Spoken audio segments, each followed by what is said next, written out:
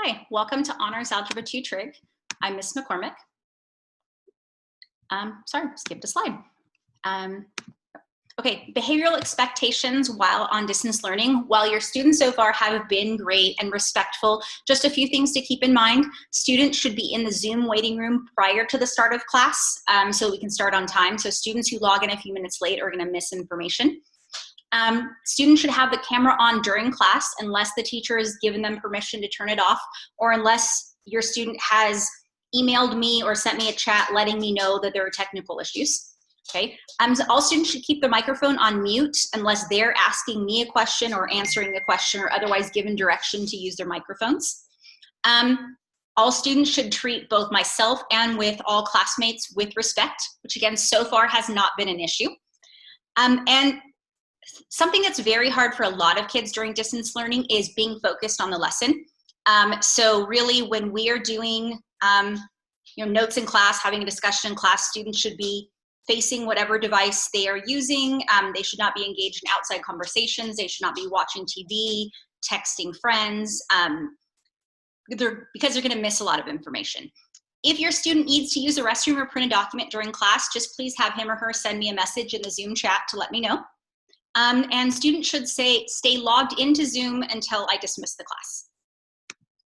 As far as grading, the grading scale should be the same as they've seen in other math classes, right? 90s A, 80s B, and so on. Because we're on distance learning and we're not exactly sure how long it's going to be, we only have 2 grade components this semester. So any classwork, homework, or notes will go in the assignments category, which is 20% of their grade. And any assessments, which include unit tests, any quizzes, and the final, if we have one, will be in the assessments category, which is 80% of their grade. Homework is assigned every Monday and Thursday during normal weeks, in other words, unless it's a short week and the schedule moves, and occasionally on Wednesday. So all assignments are posted on Google Classroom and are due the following class period, turned into Google Classroom unless I tell them otherwise. Sometimes homework will consist of students watching a video and taking notes on it. Sometimes it will be bookwork or a worksheet based on what we did in class. And anything that is assigned during class, any classwork or homework that isn't finished during class needs to be finished that day at home and turned in.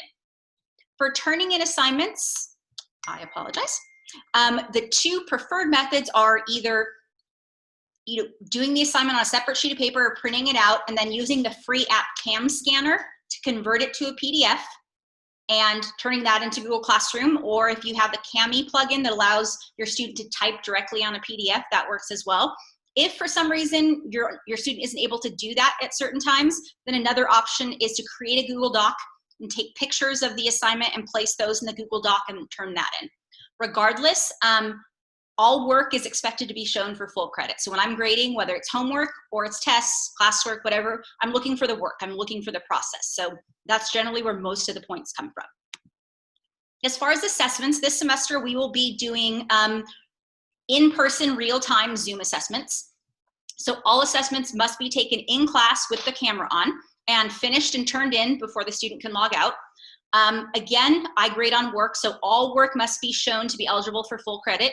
If your student wonders, can I skip this step or that step, he or she should ask me before the exam to make sure they don't lose points for something that was avoidable.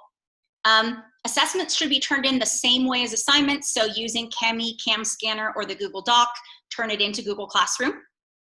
To avoid getting late credit for either assessments or assignments, it's really important that after your student loads the assignment, that he or she checks that turn in has been clicked. Sometimes what happens with students, they load it, they forget to do turn in, and then their assignment is late. So they can check, they can go on Google Classroom and see if they did it.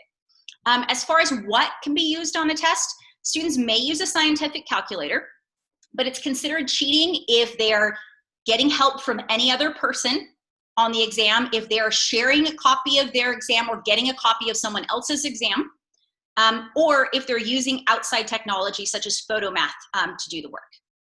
Students' own notes will often be allowed on the exam, and I will let them know.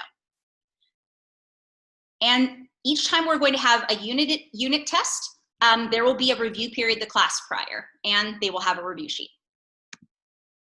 far as absences and late work, please, if your student knows about any foreseen absences, please have your student email me so that we can organize everything, make sure as little learning is lost as possible, and please clear all absences with attendance.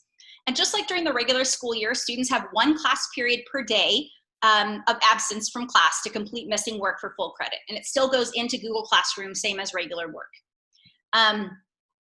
Tests or quizzes missed due to an absence must be taken via Zoom Flex Time within 2 school days of the absence, unless it is a prolonged absence. Students should email the teacher to schedule them.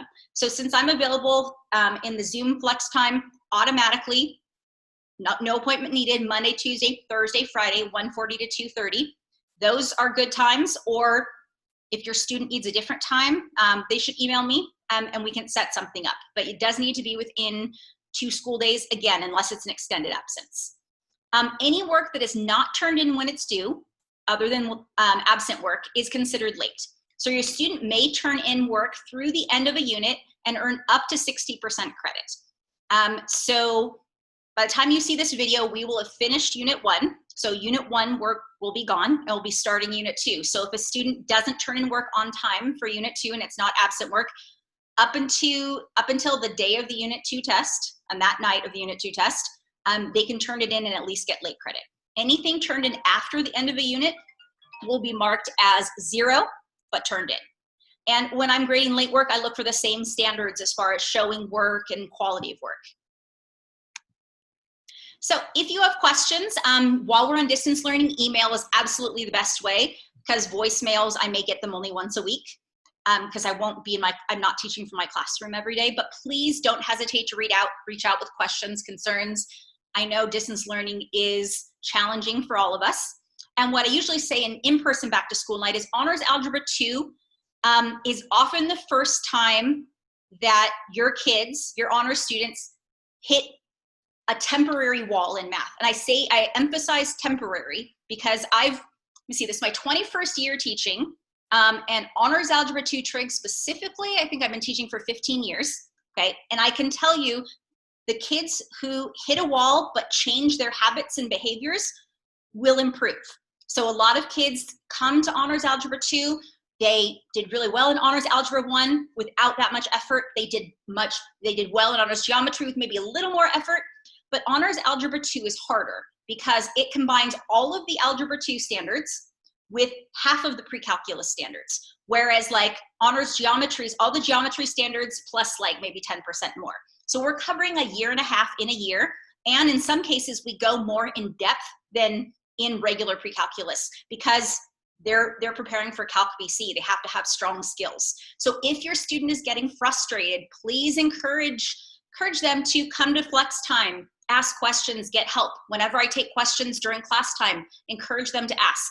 It is doable, but many of your kids are going to need to spend more time studying and more consistent time. So instead of waiting until the day before the test, they may need to do a little bit of studying every day to get the grade that they want. But please, if you would like more suggestions, please email me. Like I said, it is doable. There's nobody that I saw on my roster and I thought, I don't think they can do this. All of your kids, based on their history, seem completely capable and based on my interactions. So please let me know if we need to discuss something to help your student maybe overcome a stumbling block. Okay? Have a great day.